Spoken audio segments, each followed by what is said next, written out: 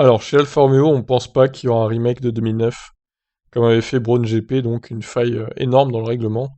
Donc Yann Monchot, directeur technique d'Alfa Romeo, admet que les équipes essaient toujours de contourner le règlement technique.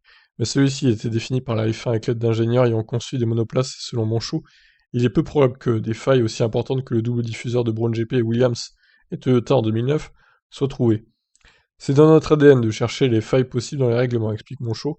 Cependant, celles-ci sont limitées car les règles sont très restrictives parce que la direction de la F1 intervient en arrière-plan du développement pour trouver ces failles. C'est aussi le cas parce que les équipes avec la FIA comblent elles-mêmes les failles.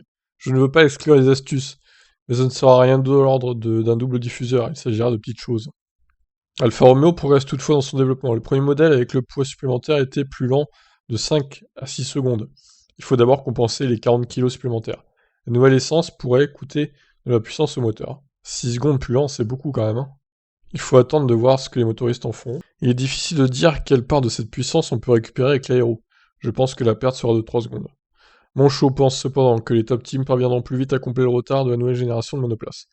Plafond budgétaire ou pas, les grandes équipes ont de bonnes personnes et des méthodes pour atteindre leurs objectifs plus rapidement que les petites équipes.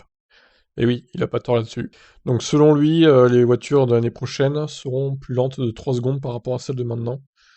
Donc on verra si sa prédiction est exacte ou pas. Sachant qu'au final, les voitures de l'ère hybride les plus rapides ont été celles de 2020, hein, puisque cette année, elles ont un peu ralenti avec les changements aérodynamiques.